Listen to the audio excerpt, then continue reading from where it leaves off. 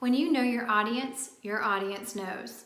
Which brings us to personal branding tip number 3, know your audience. So how do you get to know them? Well, I'm going to highlight a few things you can do now in order to get to know your audience better, starting with monitoring comments and engagement. Pay really close attention to how many people are responding to your work, how they are responding, and how often they are responding. Comments, likes, and shares are great. You also want to pay attention to downloads, video views, and the amount of time that your audience is remaining engaged with your work.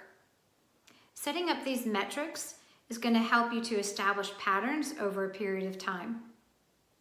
Now, let's talk about engaging through social listening. This is where you get to plug into the social conversations and engagements that your audience is having with other brands and individuals.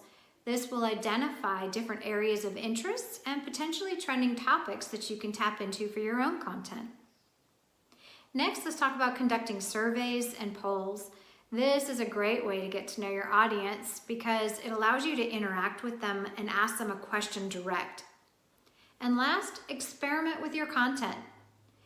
Testing new ideas with your audience is a really great way to get to know them. Let's say, for example, that you wanted to try to reach your audience through a new medium, or you wanted to just test out a new form of insight that you want to share with your audience. Go for it. You may find that you have uncovered something that really resonates with your audience and even drives up further engagement. Worst case scenario, it didn't work.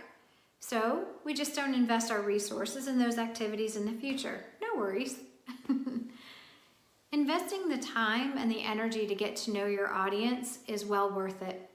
In the long run, they will become your biggest brand advocates. So, let's start putting these tips into play, get to know your audience better, and we'll see you next time for personal branding tip number 4, be intentional. Thanks, everyone.